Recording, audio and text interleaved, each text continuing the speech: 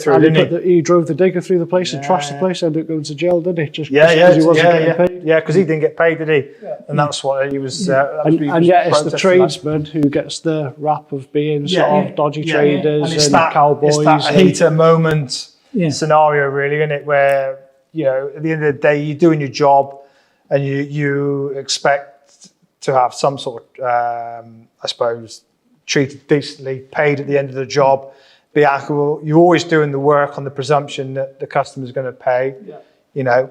And for him, it was a case that the contractor didn't pay him, did it? You know, so he took it out on what he thought was justice. Yeah. And unfortunately, he suffered the consequences, didn't he? Yeah. You know. Yeah. See, that's where the law is a little bit.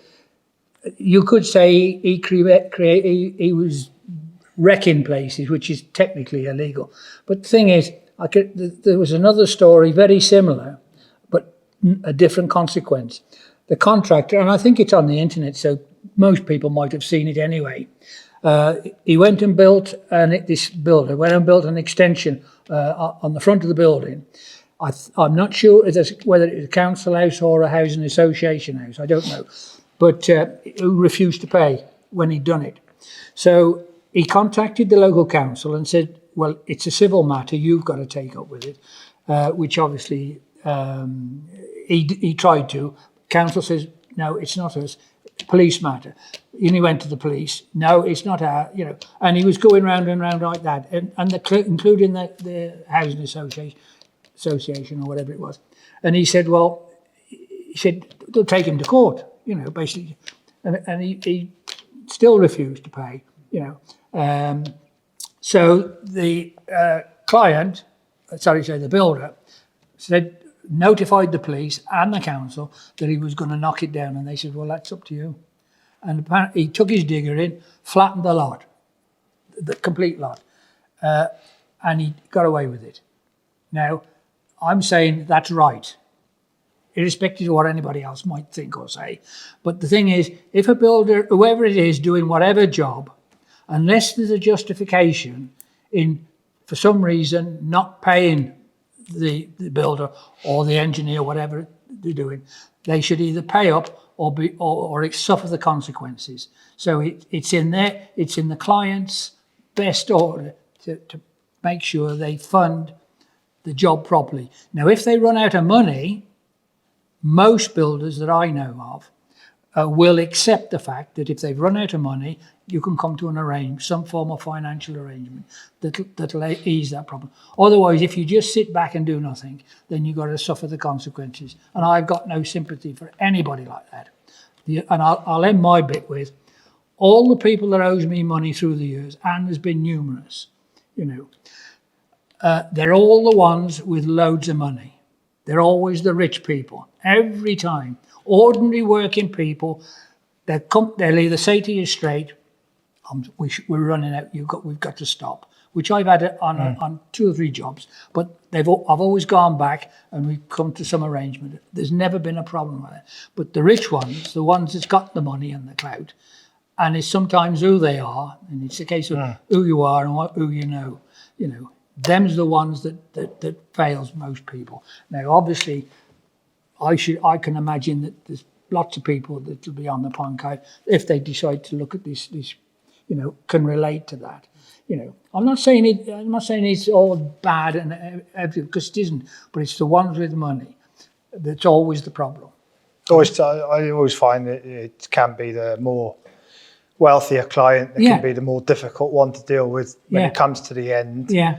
They're usually happy to push the work on and get this and that. Yeah. And then when it gets to the final nitty gritty, it's that's then it becomes the problem. Yeah.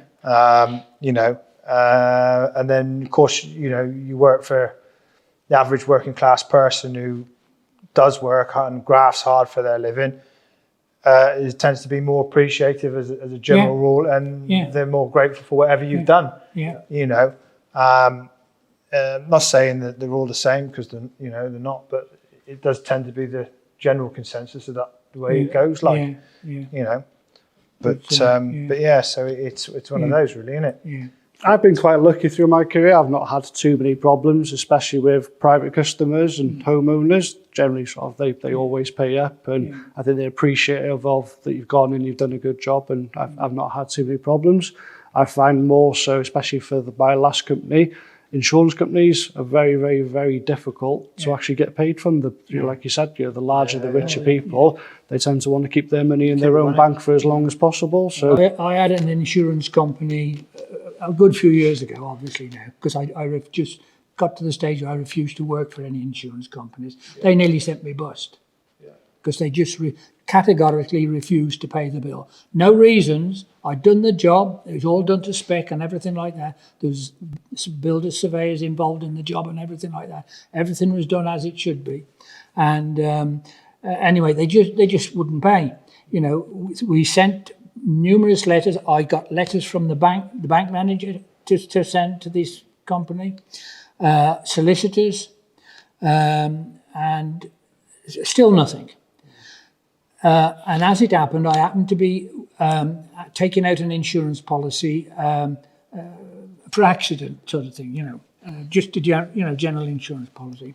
And I just talking to the bloke in general terms, and I relayed this story to him, and he said, "You leave it with me."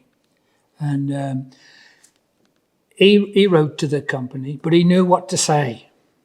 And we threatened to go nationwide to go to the national newspapers and expose this company. They're still in existence, I might add. But this was before the government altered the rules for actually paying bills. A few years ago, they brought in bills that big companies and what have got to settle the accounts of individuals by, I think it was about 4 weeks to 6 weeks, something like that. They brought in some rule that everybody had to do that, which was fine. But this was before that came in, so I'm going back a few years now. But anyway, he wrote the letter. He wrote the letters threatening to take the people to the national newspapers. I had my check within a fortnight, but that had drawn me right up to till I was actually having to think I'm going to have to stop it. Stop work because I just couldn't, because most small builders, they rely on that money for their month's work or 2 months' work, whatever. They can go maybe a little bit longer depending.